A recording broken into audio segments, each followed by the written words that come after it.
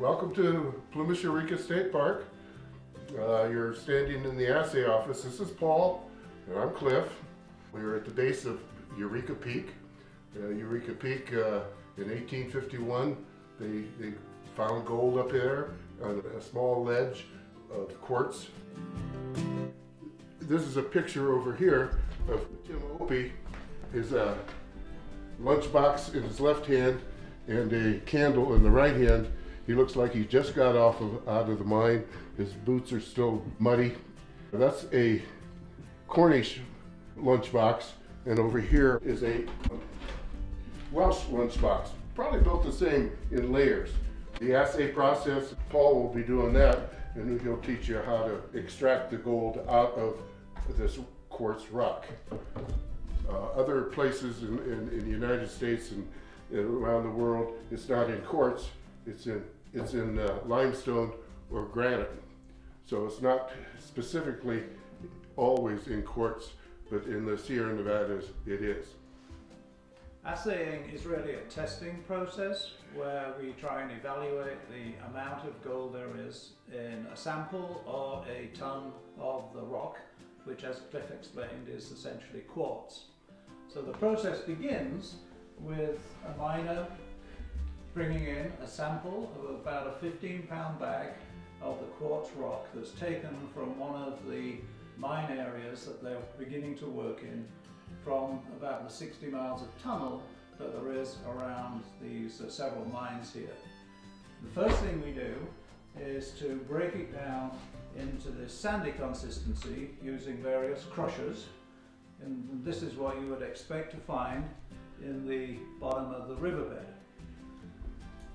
Once we've crushed it down to this particular level, because we know there's 30,000 grams in a ton of gold, we just use 30 grams. And we put 30 grams into a fire clay container. The only thing that's changed since the Egyptians and Romans started this process thousands of years ago is that we now use 4 fluxes. 2 of those fluxes enables the sand to become molten at a lower temperature. The third flux, which is lead oxide, we'll explain that a little later, how that works. And flour. Flour helps the litharge, the lead oxide, become lead. We then take this fire clay container, we put it in the oven, heated to 1900 degrees Fahrenheit. We leave it until it all dissolves, becomes molten. Obviously I wouldn't be taking it out with my hands, but it would be glowing orange. It then gets put into a container called a muffin tin, which you may be able to see is conical shape. So when we pour the molten material into the muffin tin, we wait for it to cool. As it cools, the slag, silicate or glass, forms on the surface, and the lead has captured together with the silver and the gold, because specific gravity of those items are heavy. It will sink to the apex of this particular muffin tin.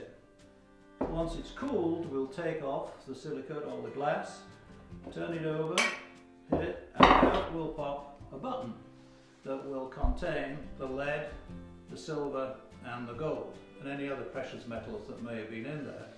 So from this rock that we started with, we now have the lead, the silver and the gold encapsulated in this lead button. So we have to separate the lead and the silver and the gold. We use a cupel, and a cupel is made from bone ash. So we gather bones from around the mountain or from the butcher's shop, put it on a fire, it creates an ash. We take that ash, we mix it with water, we can create a paste or a putty, and we can shape it into this shape, which we can then put out in the sun to dry. It takes a couple of days, it becomes very hard, it becomes very porous, and we put the little button in the cupel. We take the button, and obviously we're just doing one here, but we'd be doing a tray of them. We take it back into the oven, that's 1600 degrees Fahrenheit. Once that has been in the oven for a while, what actually happens is the lead, and this is where the term take the lead out comes from, gets absorbed into the porous bone ash material, leaving the silver and the gold more or less sort of on the surface. We now have the silver and the gold, which we will put into a porcelain container. We will apply nitric acid. That separates the silver from the gold. The silver becomes silver nitrate. We pour that off. We pour then the gold off, wait for the gold to cool. Once it's cooled, we can weigh it. Once we know the weight, we can multiply it by 1,000, and then we know the amount of gold there is in a ton. Now, interestingly, we only get half an ounce of gold out of 1 ton of the rock. So it's quite a lot of work in order to get just half an ounce. Back in the day, half an ounce was worth about $20. This is just the testing process. The production process, which we'd love to have you up here and we can explain that to you when you come. But basically the production process through the stamp mill does around 160 tons a day. So as I explained, through the stamp mill, that is actually the production process. Now this is an ingot, and when it's full of gold it would weigh about 165 pounds. But what's really interesting, given we only get half an ounce of gold out of a ton of the rock, it would actually take 33 days to fill this ingot with gold.